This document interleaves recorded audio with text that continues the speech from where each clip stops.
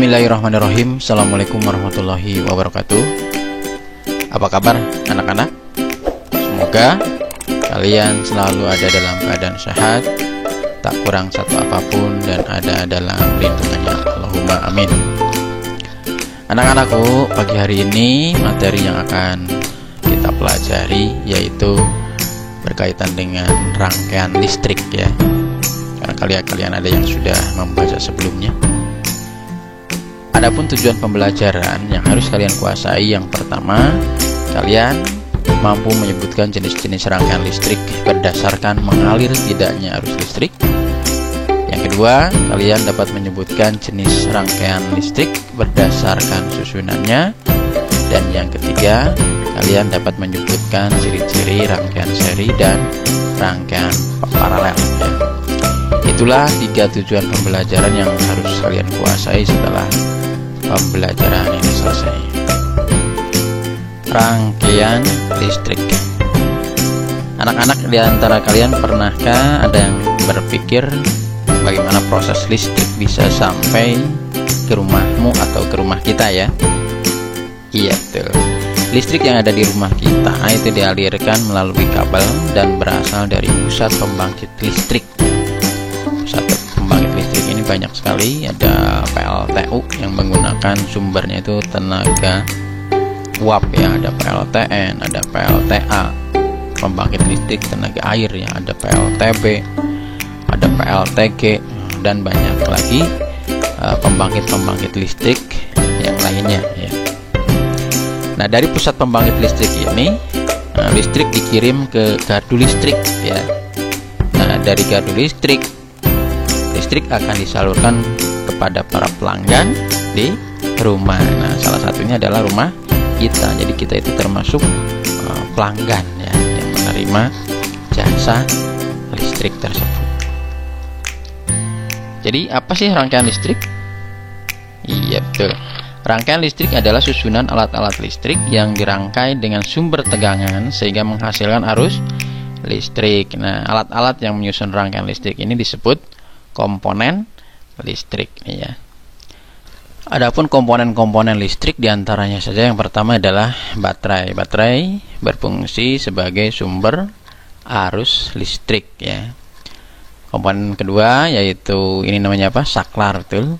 Saklar fungsinya adalah sebagai pemutus dan penghubung arus listrik. Jadi ketika ada arus listrik di sini, kita biasanya menggunakan saklar ini ya untuk memutus dan menghubungkan. Ketika malam kita menyalakan, ketika siang kita mematikan. Nah, ini fungsi saklar itu adalah memutus dan menghubung arus listrik. Berikutnya ini ada komponen berikutnya, kabel ya.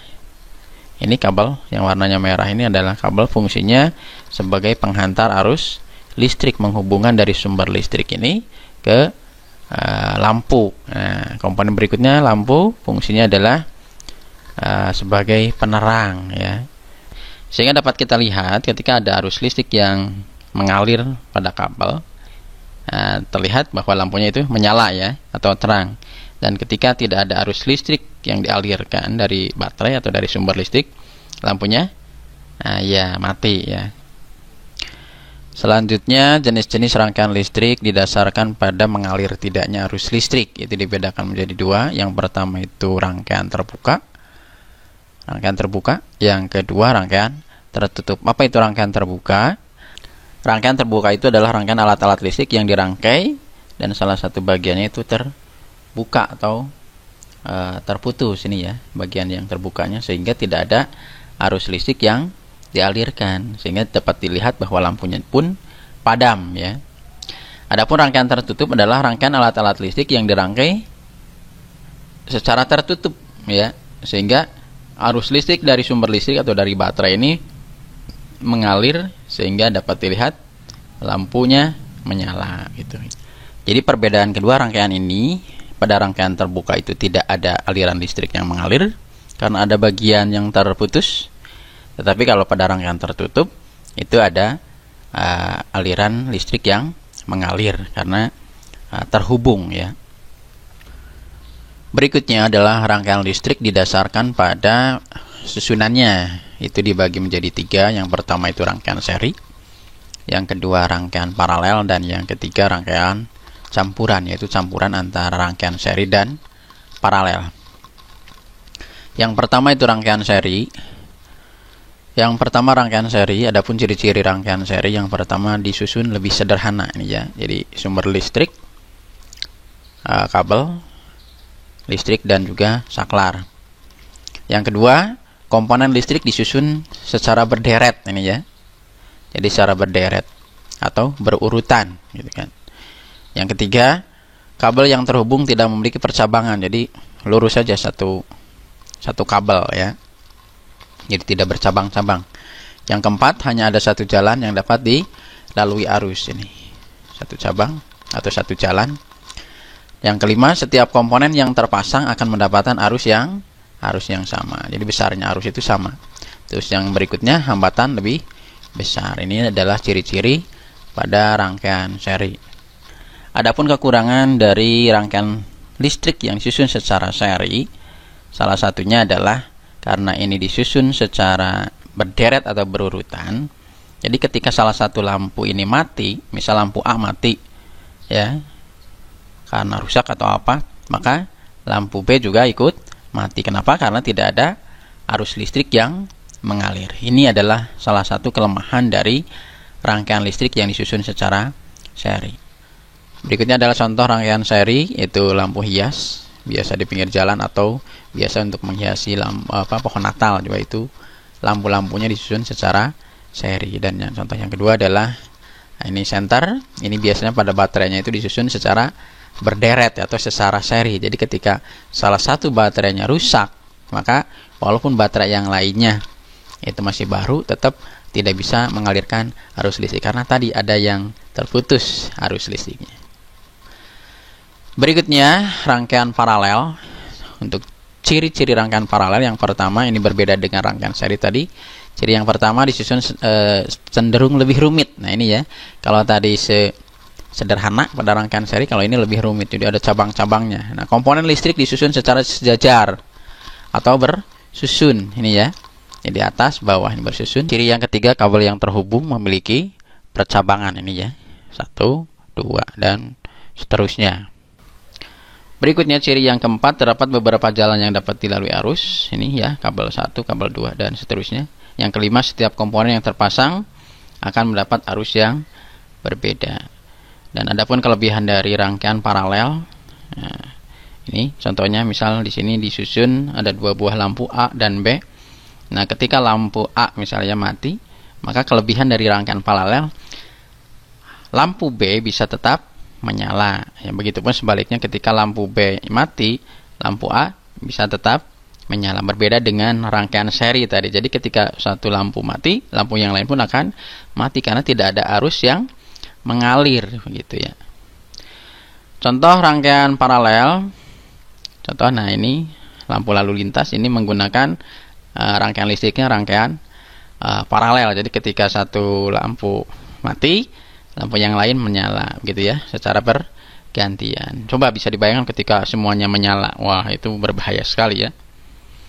Contoh berikutnya, lampu yang ada di rumah kita. Jadi rumah kita, sekolah, lampu-lampu yang ada di sekolah itu disusun secara paralel. Jadi bisa bergantian. Jadi ketika kalian menyalakan lampu di kamar, mematikan lampu di dapur, lampu di kamar pun masih tetap menyala. Begitupun sebaliknya, ketika kamu mematikan lampu di luar, lampu di dalam rumah tetap bisa menyala. Ini karena disusun secara paralel. Paham ya? Selanjutnya rangkaian listrik yang ketiga, yaitu rangkaian campuran. Ini adalah campuran antara rangkaian seri dan paralel atau gabungan ya, antara rangkaian seri dan paralel. Ciri-cirinya pun sama seperti dijelaskan tadi. Contoh misal di sini ada 4 buah lampu yang disusun secara seri dan paralel. Lampu A dan B itu secara seri, dan C, D disusun secara paralel. Contoh ketika lampu A itu mati, maka lampu B juga ikut mati. Kenapa? Karena tidak ada arus listrik yang mengalir. Berbeda ketika lampu C mati, maka lampu A dan B bisa menyala, lampu D juga menyala. Nah, bagaimana ketika lampu D mati? Maka lampu C menyala, lampu A, B juga ikut menyala. Itulah kelebihan dari rangkaian campuran ya. Jadi bisa bergantian ya, tidak salah satu mati yang lain pun ikut mati, tidak, tetapi bisa digunakan secara bergantian. Iya, lanjut ke contoh soal. Di sini ada contoh soal rangkaian campuran, ada 4 buah lampu A, B, C, dan D, dan pertanyaannya jika lampu D padam. Ini ya, jika lampu D padam apa yang akan terjadi? Kita jawab. Ada yang bisa menjawab? Iya, betul. Maka lampu A dan lampu B itu tetap menyala karena ini disusun secara paralel ya. Jadi masih ada arus listrik yang mengalir. Tetapi sedangkan lampu C dan lampu D padam. Kenapa lampu C ikut padam? Karena tidak ada arus listrik yang mengalir gitu ya. Paham ya sampai di sini? Iya. Demikian anak-anak untuk materi hari ini. Mudah-mudahan apa yang sudah disampaikan bisa kalian pahami. Dan jika masih ada yang belum dipahami, silahkan tinggalkan pertanyaan, tulis nama dan pertanyaan di kolom komentar. Demikian untuk materi hari ini. Sampai ketemu dengan pembelajaran berikutnya. Pak Guru tutup dengan wassalamualaikum warahmatullahi wabarakatuh. Tetap semangat dan jaga kesehatan.